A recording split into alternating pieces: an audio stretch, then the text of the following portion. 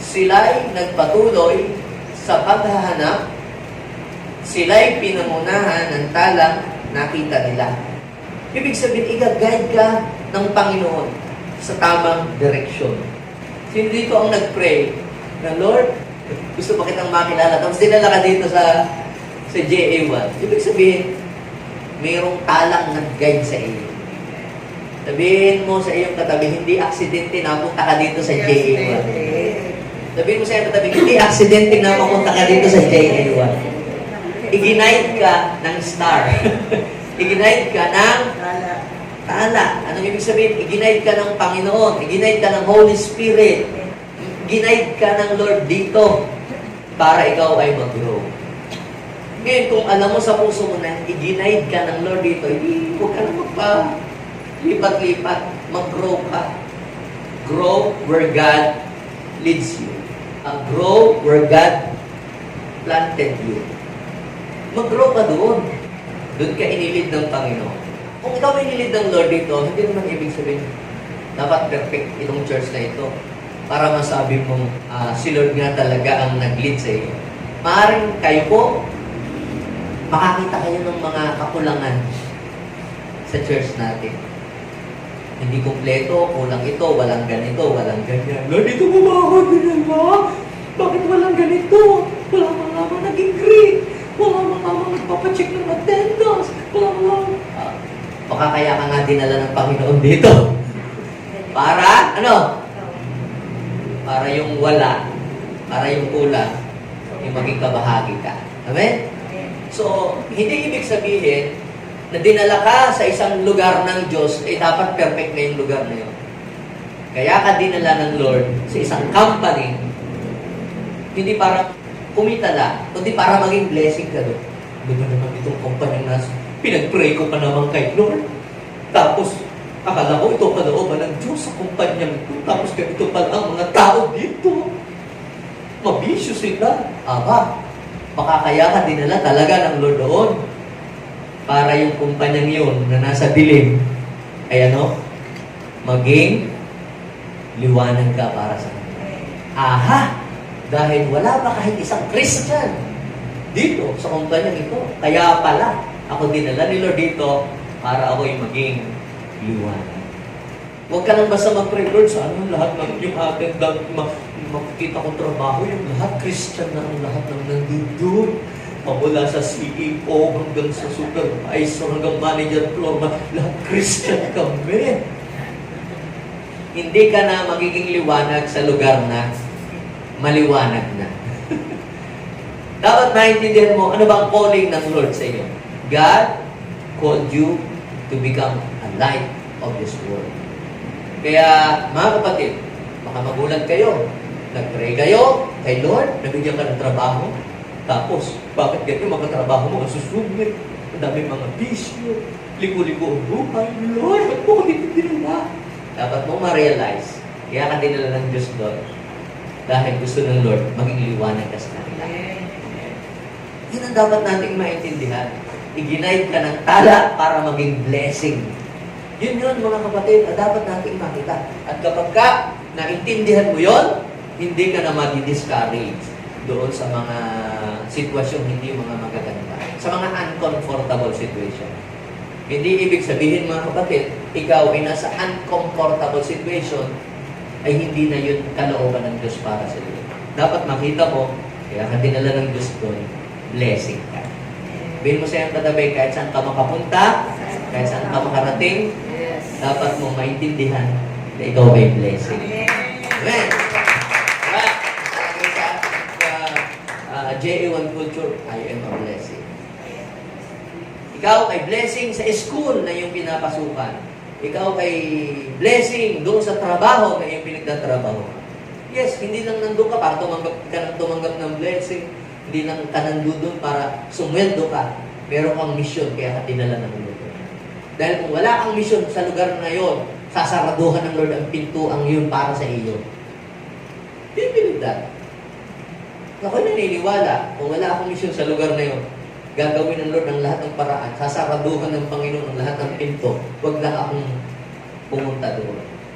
Pero, pag nagbukas ang Lord ng pintuan para sa iyo, Ibig sabihin, may gagawin si Lord doon at sasama siya sa iyo. Amen? Ipinag-pray mo naman kay Lord. Nag-seek ka pa, nag-fasting ka pa. Pero basta may word kang pinanghahawakan. Ha? Sa lahat ng bagay, this year, na pupuntahan nyo, papasukin nyo, ano man yun, napaka-importante may word po tayong pinanghahawakan. Bago po ako nakapunta dito pumunta dito sa Dagupan, ako po ay 19 years old.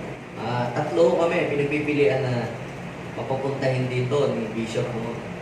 Ako pinakabata nung 19 years old. Yung mga, yung isa senior pastor ko. Yung isa, may edad na din. Yung naman yung isang pastor.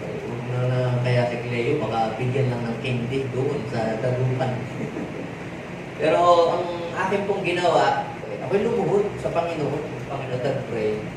Sabi ko, Lord, kung ito ay will mo, hindi ko naman alam yung aming pupuntahan at hindi pa naman ako nakakarating doon. Give me a message. Give me a word. Tatanggapin ko ba yung mission ng pagpunta ko sa Dagupan? Habang ako ay, nagpe-pray kay Lord, umiiyak.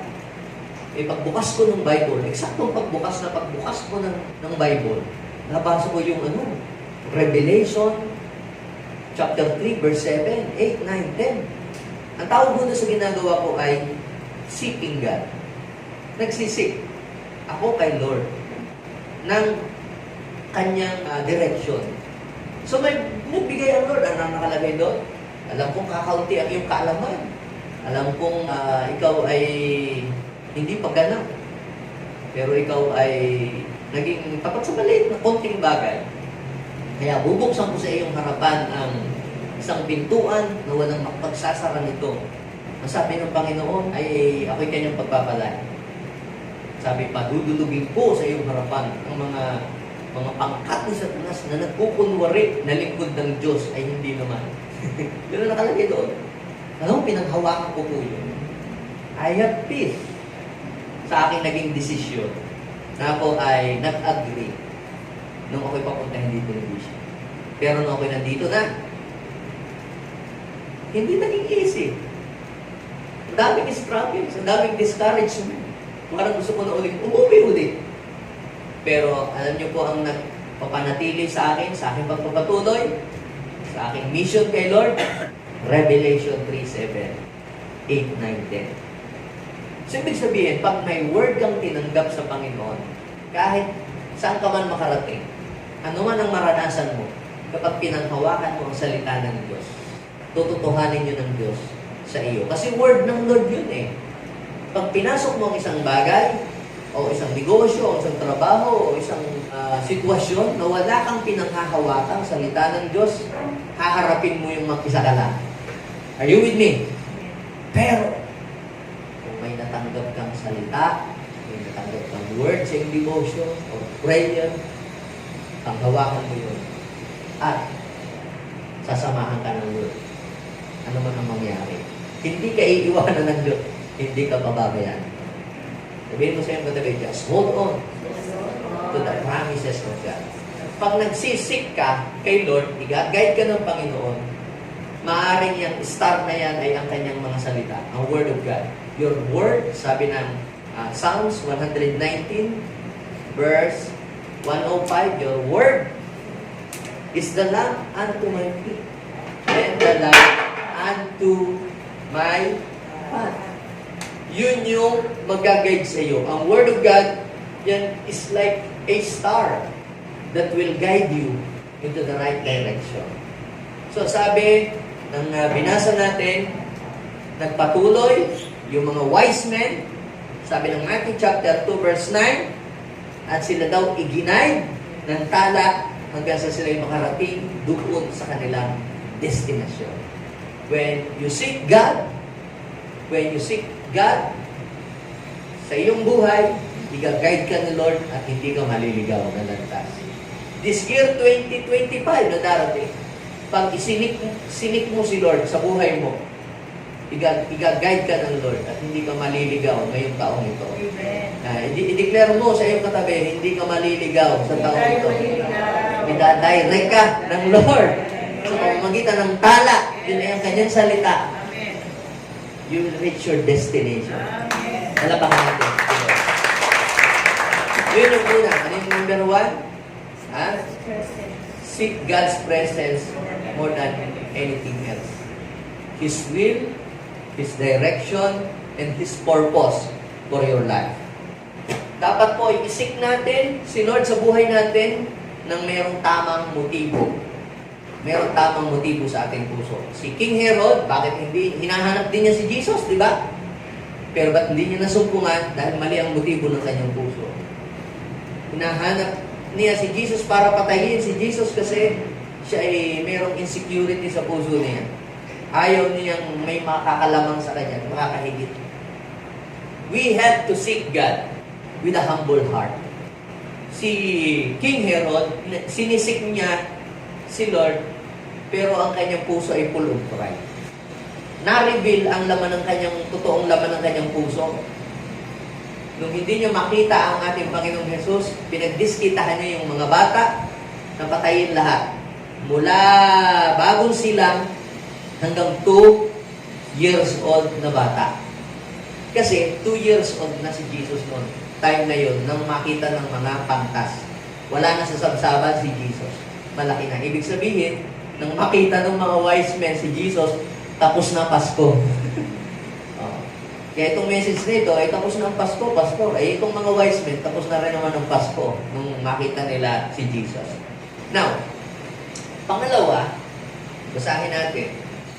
Verse 10. Ganun na lamang ang kanilang kagalakan nang makita nilang tumigil ang tala sa tapat ng kinaroroonan ng bata. Eksakto, no? Nilid sila doon sa perfect na place kung saan naandoon yung kanilang hinahanap. Verse 11. Pagpasok nila ay nakita nila ang bata sa piling ni Maria sa kanyang ina. Nagpatira pa sila at sinamba ang bata. Now, ano ang purpose? Ano ang purpose? Bakit hinahanap ng mga wise men si Jesus? Ano ang purpose? Balikan natin yung Matthew chapter 2, verse 2. Ano ang sabi? Nasaan ang ipinanganak na hari ng mga Hudyo? Sabi ng Matthew chapter 2, verse 2. Naparito kami para magpa-picture. Sabi, naparito kami para magpa-autograph. Ano ang sabi? Nasaan ang ipinanganak na hari ng mga Hudyo? Naparito kami para upang siya'y sambahin. Kayo po ba'y pumupunta sa church para sambahin si Lord? Kaya tayo pumupunta sa church, hindi tayo naghahanap ng kliyente, hindi tayo naghahanap ng mauutangan, o hindi tayo naghahanap ng sino kaya ang mauutangan ko dito. Hindi ganon. O kaya pupunta sa church dahil nagtatago ka, umiiwas ka sa gawain bahay para hindi ka mautusan. Ang mga wise men, hinahanap nila si Lord para makilala si Lord, yun ang una. Pangalawa, para sambahin nila ang hari ng mga hari. Sino po dito ang pumupunta sa church every Sunday? Hindi lang para marinig ang salita ng Diyos at ang kalooban ng Diyos, kundi para sambahin si Lord sa kanyang buhay. Sabihin siya yung katabi, congratulations. You are a true wise man. True wise person. So, pangalawa, ito, worship the true God alone. I-worship mo ang Diyos lamang sa iyong buhay. Diba, ang sabi nga ni, doon sa ating favorite verse sa Exodus 23:25, worship only the Lord your God. So, ibig sabihin, mga kapatid, kapag wino-worship mo ang Diyos sa iyong buhay, ibinibigay mo sa Kanya yung full control, ikaw ay nagsusurrender sa Kanya, at ipinauubaya mo ang iyong buhay sa Kanya, at ikaw ay nagpapasailalim sa Kanyang authority, sa Kanyang kingship and lordship. Hindi mo naman sasambahin ang Diyos kung hindi mo siya gagawing hari sa iyong buhay. Paglabas po ng mga Israelita sa Egypt, nagbigay si Lord ng commandments sa mga Hudyo. At anong sabi ng Panginoon doon sa mga Hudyo? Sa Exodus chapter 20, nakalagay doon, nagpakilala ang Panginoon. Siya yung naglabas sa kanila sa slavery. Kaya naman, sinabi ng Lord na hindi sila dapat magkaroon ng ibang Diyos, hindi sila gagawa ng mga images, hindi sila gagawa ng mga larawan, hindi sila gagawa ng mga kung ano-anong mga inukit na bagay para sambahin nila ito. Para yukudan, para dasalan. Dahil kapag ka daw po ginawa nila yun, magagalit si Lord. Yan ang sabi. So ipinagbawal ng Lord sa mga Israelita, sa mga Hudyo, na sumamba sa ibang Diyos. So, do not worship other God. Ngayon, nung yung mga matatalino ay pumunta sa Jerusalem, pansinin nyo sa Matthew chapter 2, sabi doon, naparito kami upang siya'y sambahin. Okay? Kung ang purpose mo sa iyong paghanap sa Kanya ay para sambahin siya, magpapakita at magpapakilala siya sa iyo bilang siya'y tunay na Panginoon Hari at tagapagligtas. Now, nung kung sila, sabi sa verse 10, sa Matthew chapter 2, verse 10, sila'y nagalak, na puno ng kagalakan, at nasumpungan lang nilang hinahanap. Sa verse 11, sabi po doon, sila daw po ay pumasok sa bahay. Nakita nila yung kanilang hinahanap. Sino ba yun? Si Jesus. Sa piling daw po ni Maria. O wala na sa sabsaban. Ha? Nung nakita ng mga wise men, si Jesus, nandun na sa bahay. Nasa bahay na nila. Sa piling ni Mary. Kandong-kandong. Okay? Ngayon, ano po ang ginawa noong mga wise men? Nagpatira pa. Paano ba nagpatira pa? Nagbow. Di ba? Ibig sabihin nagpatira pa. They worship. Sino kanilang winorship? Ha? Nagpatira pa sila at sinamba si Mami. Nagpatira pa sila at sinamba ang bata. Kita ninyo, sino ang sinamba ng mga wise men? Si Mary ba? Si Joseph? O yung uncle? Sino ang sinamba ng mga wise men? Isigaw ninyo kung sino. Jesus. Sino ba yung bata na hinahanap doon? Si Jesus. So, ibig sabihin, ang tunay na matatalino ay alam nila kung sino ang kanilang sinasamba. Kaya sabihin ko sa iyong katabi, kung kilala mo kung sino ang tunay na dapat sambahin, ibig sabihin matalino ka.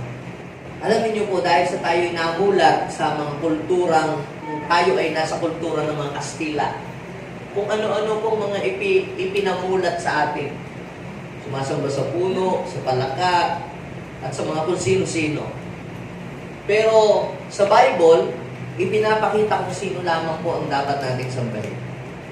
Itinuro sa atin ng mga Kastila noon na tayo'y sumamba sa mga santo, katulad ni San Pedro. Pero si Saint Peter pala, nung nabubuhay si Saint Peter, si Pedro, hindi nagpapasamba. Basahin niyo po sa Acts chapter 10, verse 25 and 26. Nung nagpakita ang angel kay Cornelio, sabi, ipasundo mo nga si Pedro at para i-share sa iyo ang gospel at para malaman mo ang katotohanan. Pinasundo ni Cornelio sa Joppa si Peter. Ngayon, nung si Peter po ay dumating na, kaya nandun yung mga kamag-anak ni Cornelio, tinawag niya lahat ng mga kapamilya niya, mga relatives. Pasok sa bahay ni Peter, anong ginawa ni Cornelio? Siya ay nagpatira pa. Nagbow kay Peter at sinamba si Peter. Pero ang sabi ni Peter, tumayo ka. Ako'y tao rin tulad mo. Anong sabi ni Saint Peter? Ang Diyos ang sambahin mo. Sabihin mo sa iyong katabi, kung ikaw ay matalino, ang Diyos ang sambahin mo. Hindi si San Pedro. Sino si San Pedro? Siya ay tao din iniligtas na kagaya mo.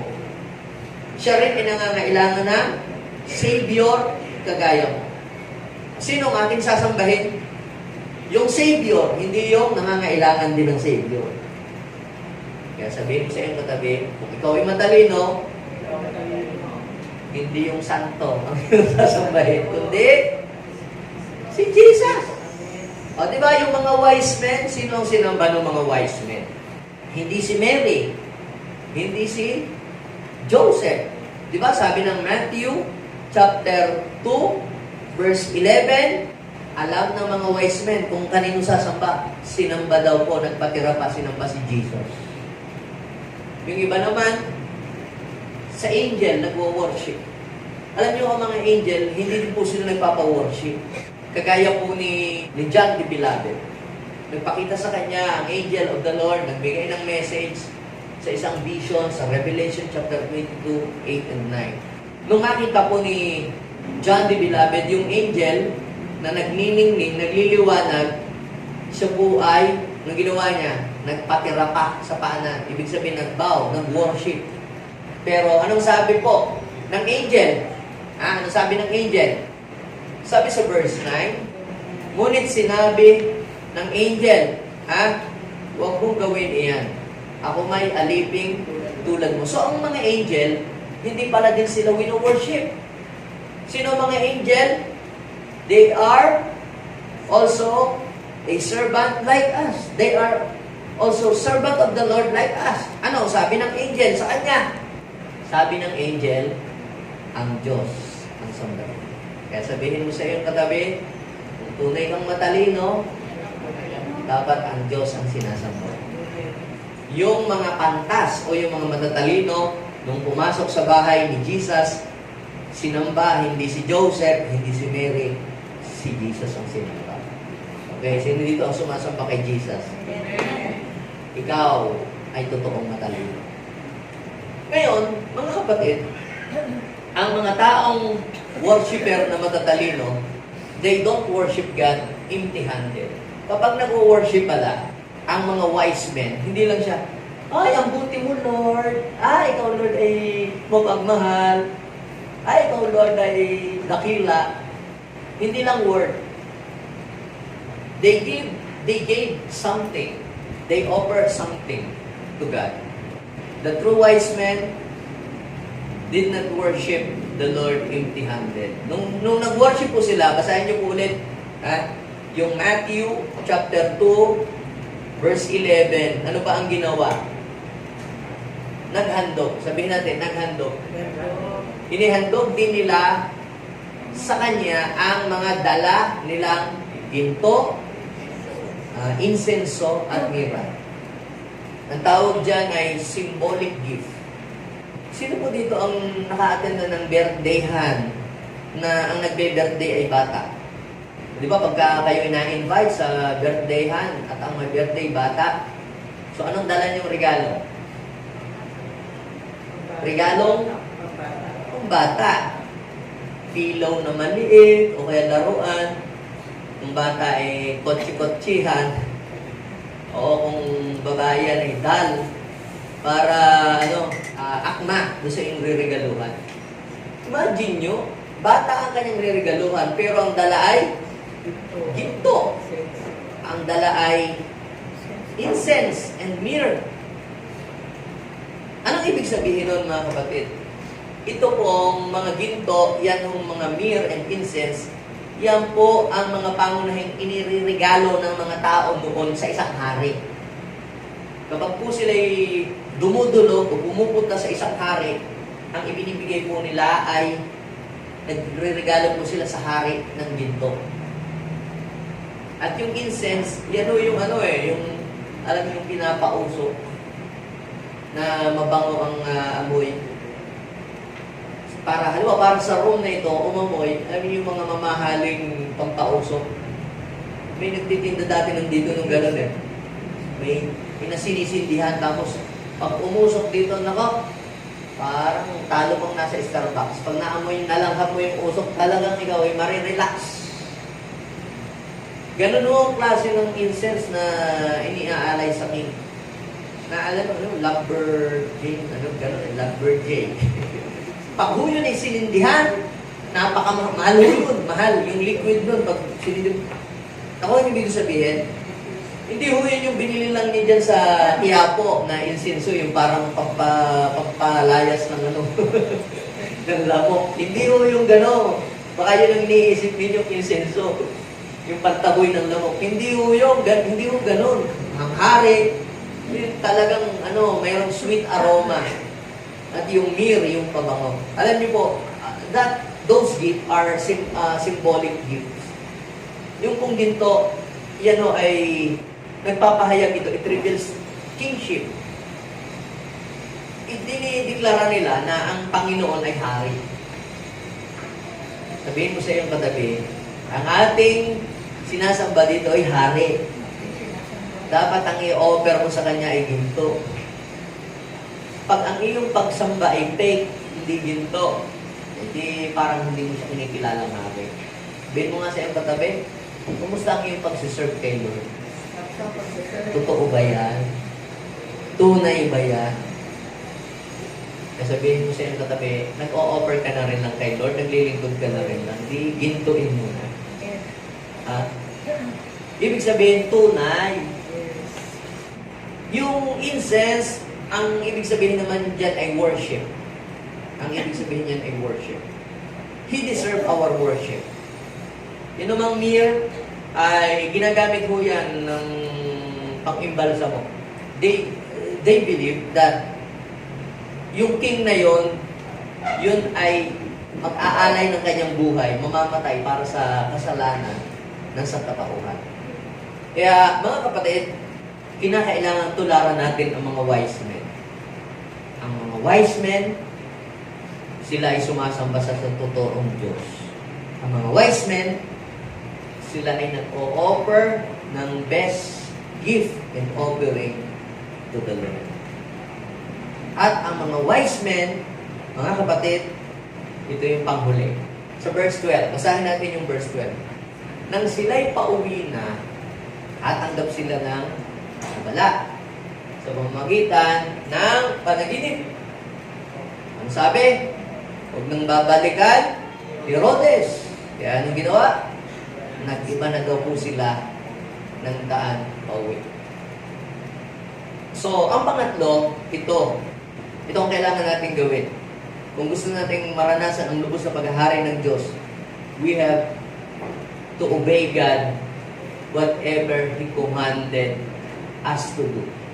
Sundin mo kung ano ang kanyang ipinag-uutos, ano man yun. Hindi tayo selective. Kaya ito, Lord, itong utos na ito, susundin ko. Ito, hindi ko susundin. Kahit mga simpleng mga utos ng Panginoon, we have to obey Him. Kung gusto natin ang lubos-lubos na maghari siya sa ating buhay. Now, if you are a true wise person, you belong to these wise men, to the company of a wise man. Ha? Hindi ka nababalik doon sa iyong dating pinanggalingang buhay. Lahat tayo, mga kapatid, may Herodes na pinanggalingan. Sabihin mo sa iyong katabi, huwag ka nang babalik kay Herodes. Ano po yung sinisimbolo noon? Yung ikaw ay, ayaw mong ikaw ay laging malalamangan. Lagi ka na lang galit. Yung mga Herodes yan, laging galit. Yung ikaw ay hindi ka nagpapatawad. Yung ikaw ay lagi ka na lang insecure. Herodes yan. Who is your master? Ang sabi doon sa panaginip ay huwag na daw po silang babalik kay Herodes. Sabihin mo nga sa iyong katabi, ayaw ni Lord na matapos mo siyang makilala at masumpungan sa iyong buhay, ay bumalik ka pa uli doon sa dati. Gusto mo pa ba uling bumalik doon sa dati mong buhay? Yung dating alipin ka ng bisyo, alipin ka ng kadiliman, alipin ka ng kasamaan, alipin ka ng utang. Kinakailangan mag-iba na tayo. This year, 2025, yung maling landas na dinaanan natin noong nakaraang taon, ayaw ni Lord na daanan pa natin uli yun. kinakailangan mag-iba na tayo ng landas. This year, 2025, mag-iiba na tayo ng landas. Amen? Babaguhin na natin yung ating maling landas. Kaya nag-iba na sila ng daan pauwi. Sabihin mo sa iyong katabi, kung gusto mo, na may mangyaring maganda sa iyo, ngayong 2025, kinakailangan magbago ka ng daan. Iba naman dating daan. Magbago ka na ng landas. Kung liko-liko, itama mo ang landas ng iyong buhay. At tandaan mo, makakarating ka doon sa tiyak na destinasyon na inihanda ng Diyos sa iyo para sa iyong buhay. Kapag iniba mo ang iyong landas. Kaya kapag tayo, babalik pa ulit. Di ba? Ang dami nating New Year's resolution. No? Mag-aano na tayo. New Year's resolution na naman. Gingy na nga ako yun. Whiskey pa ako pilitin ng ano. Pero, hanggat hindi mo binabago ang iyong direksyon ng iyong buhay, di babalik ka pa ulit doon. Kinakailangan yung mga lugar kung saan ikaw lagi kang natutokso doon, pag napapapunta ka doon, lagi ka na lamang pag napapapunta sa mall, lagi ka na lang napapagastos, kaya wala kang naiipon. Hindi, iwasan mo pumunta doon. Kung gusto mo makatipid, huwag ka laging pumunta doon. Mga once a month lang. Pero kung araw-araw lagi kang naroon, ay siya ka. Hindi ka makakaipon. Ano pong ibig kong sabihin? Kung wala kang naipon nung nakaraang taon, ibahin mo na ang iyong daan ngayong 2025 para makaipon ka. Kung gusto mong may mabago sa buhay mo ngayong 2025, yung mga mali mong dinaanan noong year 2024 ay huwag mo ng daanan. Kaya ang mga tunay na wise men, they never turn back to their old ways of life. Hindi na sila bumabalik doon sa dati nilang pangit na pinanggalingan. Our past is the best place for learning, not the best place for living. Yes, yung mga pinagdaanan natin, yun ano lang yan, place of learning. Pero, hindi best place for living. Hindi mo sa iyong katabi, ayaw ng Lord na tumira ka doon sa iyong pangit na buhay. Okay? So, sino dito ang kabilang doon sa mga matatalino? Tunay na matatalino, hinahanap si Lord. Ang tunay na matatalino, sinasamba si Lord. Ang tunay na matatalino, hindi na bumabalik doon sa dati niyang buhay. Kaya, ang buhay mo ay pabuti ng pabuti, pagantawad ng paganda, paayos ng paayos. Bakit? Kasi hindi ka na bumabalik doon sa dati mong pinanggalingan. Amen? Amen? So, lahat ng matatalino, tumayo. At tayo magpapasalamat kay Lord. So, ano po ba? Naaalala niyo po ba ang mga blessing na na-receive ninyo yung January 2024, February 2024, March 2024? Naaalala niyo po ba kung ano yung mga blessing na yun? Nung April 2024, naalala niyo po ba yung blessing ng Lord sa inyo? O na-promote kayo? O nung 2024 ng May, naalala niyo po ba? Ano yung blessing na yun? Kaya niyo pa po bang i-recall kung ano ba yung mga blessing na yun? Ngayon, sa lahat ng mga blessing na tinanggap ninyo from January 2024 hanggang December, baka may matatanggap pa kayo hanggang katapusan, kaya mo bang ibalik lahat ng pasasalamat, ibigay lahat ng pasasalamat kayo? Alam niyo po mga kapatid, huwag natin panghinayangan na magpasalamat sa Diyos. The more na tayo ay nagpapasalamat, the more na si Lord ay patuloy niya tayong i-bless. Nung si Jesus po ay magpasalamat, nung nasa wilderness, ano yung nangyari? Yung karampot na tinapay, biglang nag-multiply. At nakakain ang marami. Alam yung nangyari? May lumabis pa, 12 bako. Grabe! Ako'y nananampalataya. Itong 12 months na ito, may bakol-bakol na pagpapalang ibibigay si Lord.